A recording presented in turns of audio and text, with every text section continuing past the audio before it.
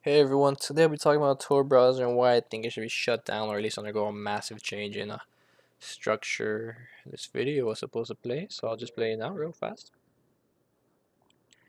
Okay, doesn't matter. This is aesthetic purposes. Okay, moving on. So the Tor browser, Tor is spelled T-O-R as you can see here, and it stands for the onion router. And the onion represents the several different relays or layers that the browser uses to send your information across until it gets to your destination. Now, if you don't know how Tor browsers work, or you just never heard of Tor browsers, hopefully this next slide will help you better grasp the concept of how they work. So let's say we're Alice, and Alice wants to go to YouTube, or we want to go to YouTube. On a normal browser like Safari or Google, it'll take you straight to your destination, YouTube.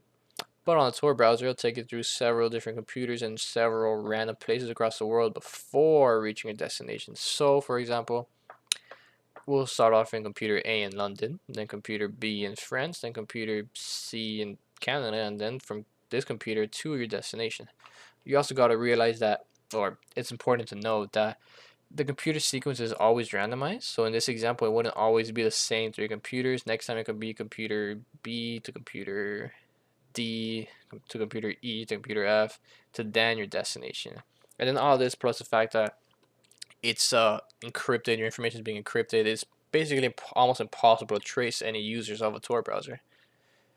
So, I mean, that's pretty cool, right? You could use it to avoid getting information hacked or getting spied on, anything like that. You don't have to worry about the FBI man looking over your shoulder like this guy over here watching your videos or what you're watching, what you're downloading, what you're playing, what you're writing your emails, all that stuff we don't like. We don't like the FBI man, not really. And that's what it was really intended for. It was intended for good uses, for I guess wholesome uses. It was intended for our right to privacy, our right to browse without prying eyes looking at what we're doing, and basically just to keep anonymous over the web so no one knows what we're doing. And that's where it kind of gets a little tricky and evils start like coming in, and we'll talk about those evils later. But first, we'll talk about someone very important in the Tor project. If you need to put a face on the Tor project, or let's just call this guy our ethical actor here, I guess, him and the Tor project. This is Andrew Lumen, and he is the former executive director and co-founder of the Tor project, and he basically turned it into he turned it from a U.S. government program into an open source program that anyone watching this video could use if they really wanted to. So if you need to put a face on the Tor browser, you got this guy right here. So let's talk about ethics now. We got two very famous ethical standards here. We got utilitarianism. We got ethical Immanuel Kant and his ethics. So the first one being utilitarianism. It's a pretty hard word to say, honestly, but that's not what we're going to talk about. We're going to talk about what it's about. And basically, the main point of it that it's trying to get across is that actions are either good or bad depending on the outcome of those actions. And the purpose of this standard was that to make life better by increasing the good and happiness in the world and decreasing the bad and pain in the world. Moving on to Immanuel Kant's standards, Immanuel Kant is probably the most known and significant and discussed moral philosopher in history, and he believes in limited government and maximum freedom, which is pretty similar to what the Tor project was trying to accomplish. Maximize freedom on the internet, and that included limiting government eyes over what people were doing. And what Kant basically preached was it's not enough to be happy, but to be worthy of the happiness. And he also describes that you can't trample on the freedoms of one to help others. For example, it would be wrong to kill one person to save, let's say, 5 other people. So let's keep these two standards in mind as we progress through this video. We got one more to go through. This one coming from the ACM. ACM being the Association of Computing Machinery. If you're wondering who they are, you might have heard of them, but if you're wondering who they are, they're the biggest scientific and education society in the world dealing with computing technology. And they have a very well thought out, thorough set of guidelines that people should use to follow in creating software or hardware. And if you follow their guidelines, your consumers or whoever uses their product or program could end up like this guy right here, satisfied, happy, thumbs up right there. So that's why they're a very good or very famous or important source of ethical standards when it comes to technology. And one of their ethical standards is to avoid harm, whether it be unintended or unjustified. If you're going to cause harm with your product, then it has to be justified harm. And if you do cause unintended harm, then it's your duty or obligation as the creator of that product to undo or stop further harm from happening. So let's also keep this one in mind. It's a very important one also when progressing through this video. So as we were saying, the evils of the Tor browser. Tor browser has become saturated with criminal activities. A big example is uh, just criminal websites, obviously, like Silk Road.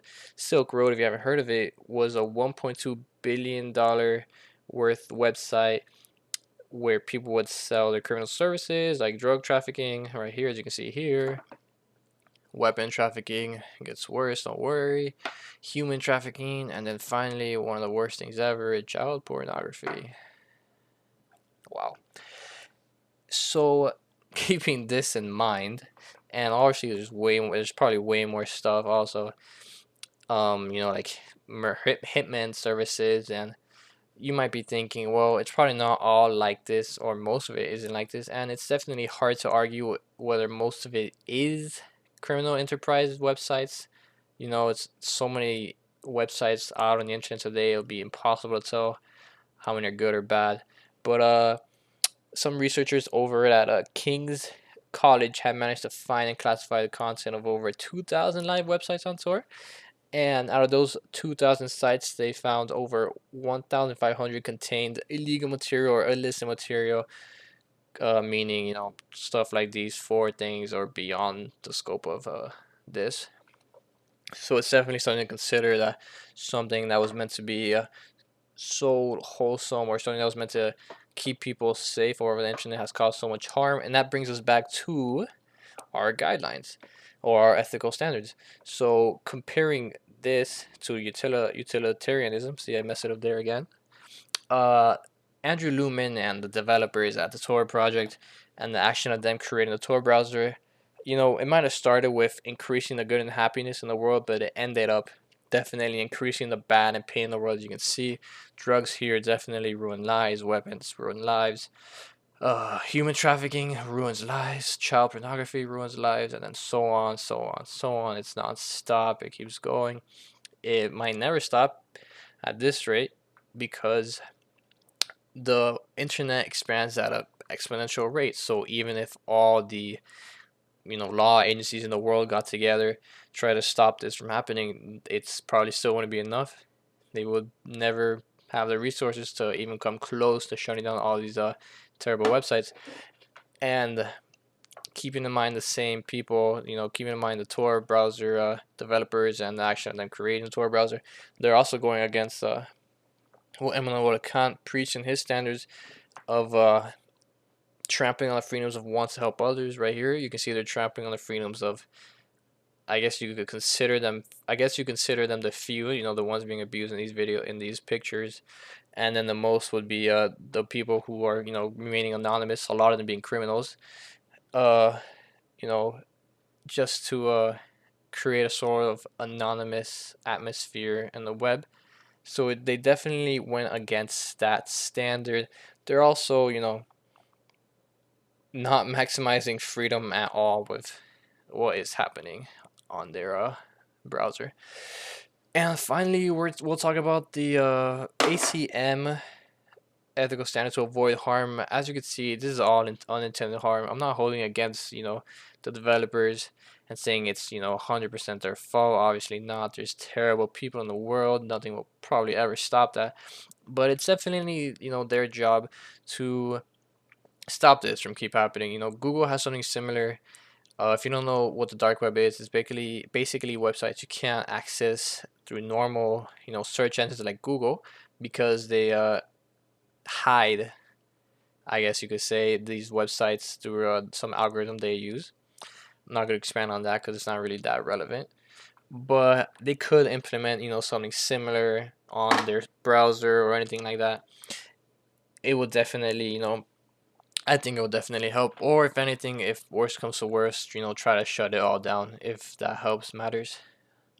So yeah, thank you for watching my video. This is why I believe Tor browser should be shut down, or maybe some major changes should come about. Thank you.